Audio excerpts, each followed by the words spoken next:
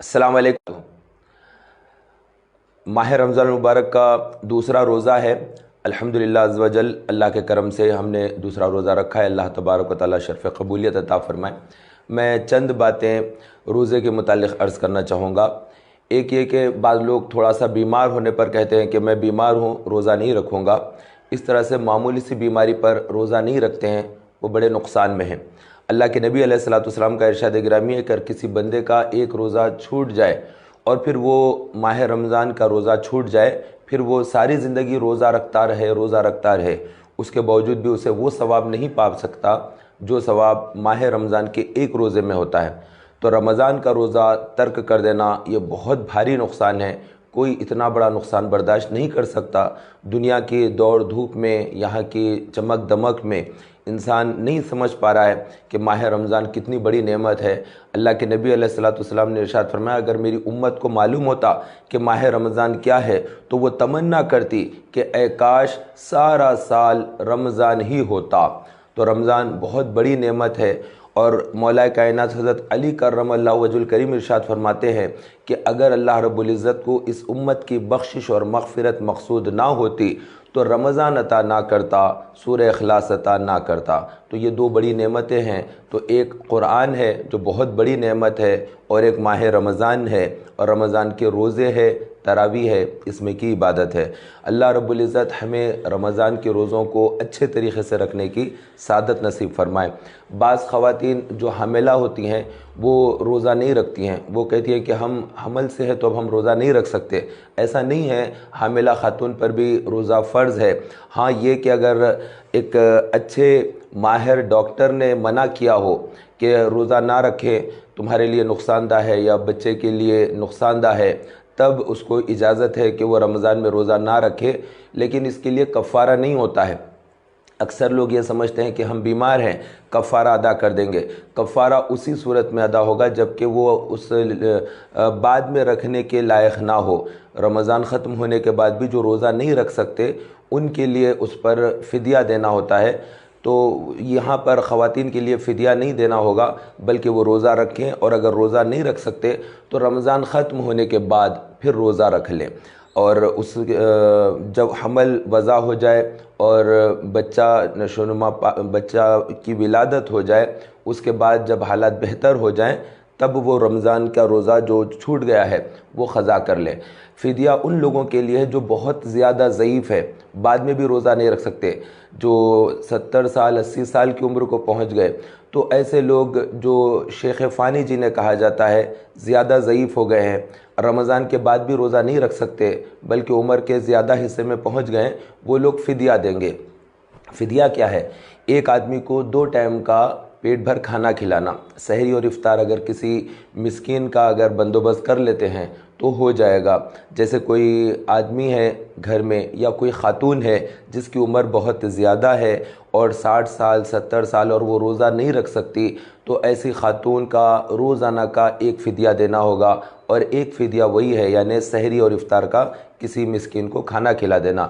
तो 2 टाइम का खाने का जो होता है यही है। अब आप आम तौर पर ये समझ लें, जो सदक़े फ़ित्र होता है, यानी 2 किलो 50 ग्राम गेहूँ, इतना ही सदक़े फ़ित्र की मक़दार में गेहूँ दे देते हैं, आटा दे देते हैं, या उतनी रकम दे देते हैं, तब भी फ़िदिया अदा हो जाएगा।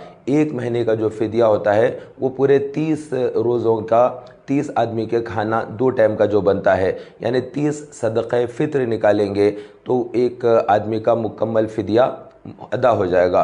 फ़िदिया यानी एक चीज़ की जगह दूसरी चीज़ जो दे देते हैं उसको फ़िदिया कहते हैं।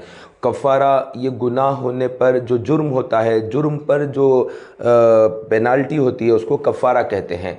तो एक हम नमाज़ पढ़ते हैं तो नमाज की हालत में गलती हो जाती है, वाजिब तर्क हो जाता है या फ़र्ज़ में ताख़ीर हो जाती है, तो सजदे सहू करना पड़ता है। सहव यानी भूल। तो भूल जो हो गई नमाज में, उस गलती का कफ़ारा ये है कि 2 सजदे किए जाए।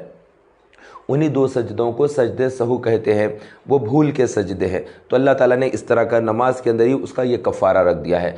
और अगर कोई हज करने के लिए गया है या उम्रे के लिए गया है, तो हाजी साहब अगर भूल से हाथ में इत्र लगा ले तो उनका जुर्म हो गया है। کیونکہ عطر لگانا حرام ہے حالت احرام میں حاجی کے لیے، تو ایسی حالت میں ان کے جرم کا جو کفارہ ہے وہ دم دینا ہوتا ہے۔ دم یعنی خون بہانا ایک بکرے کا، اور وہ بھی مکہ مکرمہ کے حرم مکہ میں ایک بکرا ذبح کرنا اس پر لازم ہو جاتا ہے، واجب ہو جاتا ہے جو جرم کرتا ہے احرام کی حالت میں، یعنی عطر لگا لیا ہو یا پھر خوشبو والا صابن سے نہا لیا ہو ایسا ہی، یا کوئی سلا ہوا لباس پہنا ہو، اس طرح کے جرم پر وہ کفارہ ہوتا ہے۔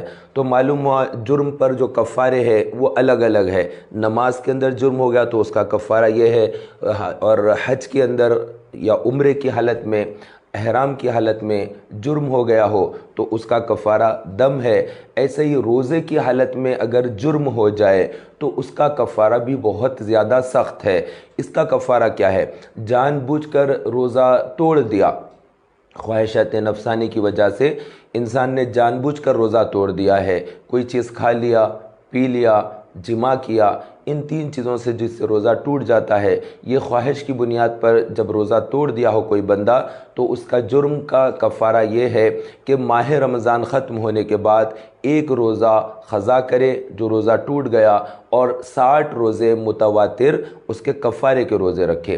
یہ بہت بڑا چونکہ جرم ہے رمضان کا روزہ توڑ دینا، اس لیے اس کا کفارہ بھی اللہ رب العزت نے سخت رکھا ہے۔ تو 60 روزے کنٹینیوس رکھنا ہے۔ اگر کسی نے روزے کنٹینیوس رکھے ہیں اور وہ روزے 40 45 بلکہ 50 روزے رکھ دیے، اس کے بعد پھر روزے نہیں رکھ سکا اور بیمار ہو گیا، کوئی وجہ بن گئی، تو اب وہ کاؤنٹنگ میں نہیں ہے بلکہ پھر سے اس کو نئے سرے سے 60 روزے رکھنے پڑیں گے۔ یعنی یہ جرم بھاری ہے، اس کا کفارہ بھی بھاری ہے۔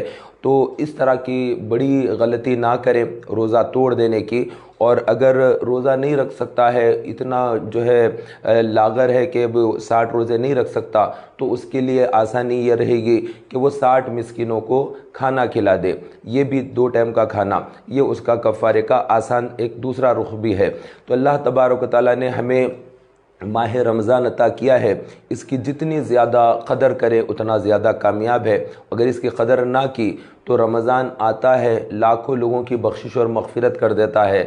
یہ بڑی بہاریں ہیں رمضان کی، تو کعبہ معظمہ تو بلا کر عطا کرتا ہے، وہ کعبہ ہے، ساری دنیا سے خلقت اس کے پاس جاتی ہے، وہاں سے بخششیں ملتی ہے، مغفرتیں ملتی ہے، عطائیں ہوتی ہے، تو کعبہ بلا کر دیتا ہے۔ لیکن ماہ رمضان کی بہار ایسی ہے کہ رمضان المبارک آ کر ہمیں عطا کرتا ہے، تو آ کر جو دے اس سے بھی نہ لے تو کتنی بڑی بدبختی اور بد نصیبی کی بات ہو جائے گی کہ رمضان آ گیا، اس کے باوجود بھی کوئی بندہ روزہ نہیں رکھا اور اپنی بخشش کا سامان نہیں کر لیا، روزہ چھوڑ دیا، کاروبار میں پڑا ہے، کیا کام کرتے نے، لوہے کا کام ہے، ویلڈنگ کا کام ہے، تو یہ لوہے سے کشتی کرنا جیسا ہو گیا۔ ویلڈنگ کا کام تو بہت زیادہ سخت ہوتا ہے، تو اتنی محنت اگر کر رہے ہیں تب بھی آپ کچھ گھنٹے کم کام کریں۔ اگر آپ کو عادت ہے روزانہ 8 گھنٹے کام کرنے کی تو آپ 5 گھنٹے کام کیجئے، 3 گھنٹے چھوڑ دیجئے، لیکن روزہ ضرور رکھ لیجئے۔ ایسے ہی بعض باورچی ہوتے ہیں جو آگ کے سامنے ٹھہر کر پکوان کرتے ہیں، بڑی محنت کا کام ہے آگ کو گرمانا اور اس کے سامنے ٹھہرے رہنا اور پکوان کرنا، تو یہ بڑا بھاری کام ہے۔ تو ان لوگوں کے لیے بھی ضروری ہے کہ وہ کچھ اور لیبر کو ساتھ میں رکھ لیں، کسی اور کو ساتھ رکھ لیں۔ اکیلے ہی زیادہ کام کروں گا اور اکیلے ہی زیادہ پیسہ کماؤں گا، اس لالچ میں ماہ رمضان کا روزہ نہ چھوڑ دے۔ جو کام ایک آدمی کر کے جو پیسہ کما رہا ہے، 2 آدمی مل کر کر لیں اور جو بھی اماؤنٹ آتی ہے اس کو آدھا آدھا تقسیم کر لیں، لیکن دونوں بھی روزہ رکھ لیں۔ تو اکثر باورچی لوگ روزہ نہیں رکھتے، اکثر لوہار کا جو کام کرتے ہیں اور یہ جو نان بائی کا کام کرتے ہیں، جو سخت محنت والا کام ہوتا ہے، ایسے ہی گرما میں سخت دھوپ میں جو مزدور پیشہ لوگ ہوتے ہیں وہ کام کرتے ہیں تو وہ روزہ نہیں رکھتے۔ تو اس طرح روزہ چھوڑ دینا حرام ہے روزگار کے لیے، مال کی طلبی کے لیے، ایسا نہ کرے، بلکہ روزہ ضرور رکھ لے، روزہ ضرور رکھ لے، اور جتنا وقت کم کام کریں گے اتنا جو ہے ذکر و اذکار ہو جائے گا، یا کم از کم فرض ادا کرنے میں آسانی ہو جائے گی۔ اور ماہ رمضان کا جب روزہ رکھ لیا ہے تو ساتھ میں گفتگو کم کریں، جتنی زیادہ بات چیت کریں گے اتنے زیادہ گناہ ہوتے، کیونکہ ہماری زبان کو زیادہ بولنے کی عادت، اور زیادہ بولنے کے اندر زبان سے جرم بہت زیادہ ہوتے ہیں۔ جھوٹ زبان سے، غیبت زبان کا ہی گناہ ہے، اور تہمت لگا دینا، اتہام لگا لگا دینا، ایک بات کو دوسری طرف موڑ کر غلط اس کا رخ دے دینا، زیادہ تعریفیں کر دینا اور کسی پر تنقید بیجا کر دینا، جھوٹی قسم کھا لینا، یہ سب زبان سے ہونے والے گناہ ہیں۔ تو زبان سے بہت زیادہ گناہ ہوتے ہیں، لہٰذا زبان سے کم گفتگو کرنے کی عادت بنائیں۔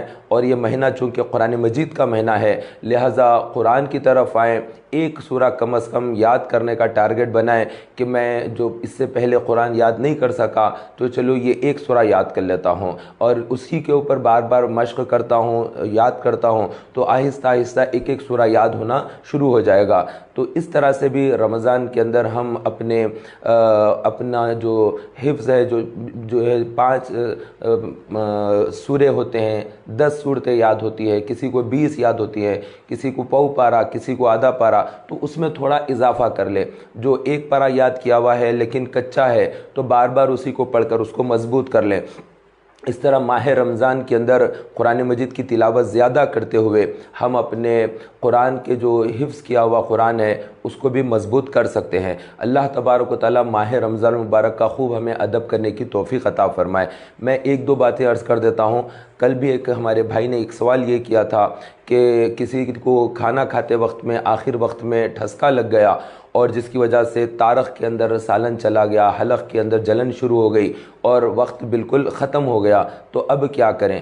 تو جب فجر کا آخری وقت ہو جائے، سحر کا جب آخری وقت ہو جائے، سحری کا ٹائم ختم ہو جائے، جیسے ابھی 5:05 حیدرآباد کے اندر ٹائم چل رہا ہے، تو یہی ٹائم پر تیزی سے کھانا بھی کھا رہے تھے اور وقت ختم ہو رہا، جلدی سے پانی پیے اور اس کے ساتھ ہی ٹھسکا لگ گیا اور پھر حلق کے اندر پانی اور سالن یہ ساری چیزیں جا کر ان کی طبیعت خراب ہو گئی اور جلن شروع ہو گئی۔ تو ایسی صورت میں جلدی سے غرغرہ بھی کریں، پانی پئیں، ناک صاف کریں اور حلق صاف کریں اور تھوڑا پانی پی لیں اور تیزی کے ساتھ کور کر لیں، کیونکہ بغیر اس کے چارہ نہیں ہے، دن بھر تو گزارا کر نہیں سکتے، اور اس کے بعد ٹائم دیکھ لیں، ایسا اگر ہو جائے تو پہلے وہ کام کر لیں، کیونکہ سحری کے آخری وقت میں یہ کام ہوا ہے تو وقت ختم ہو گیا، اس کے بعد پھر کتنا ٹائم ہوا جب آپ نے پانی پیا، غرغرہ کرا، اس ٹائم کو نوٹ کر لیں، پھر پتہ چلے گا کہ ٹائم کا کیا ہوا، روزہ ہوا یا نہیں ہوا۔ پھر علماء سے، مسجد کے جو امام و خطیب ہوتے ہیں ان سے دریافت کر لیں۔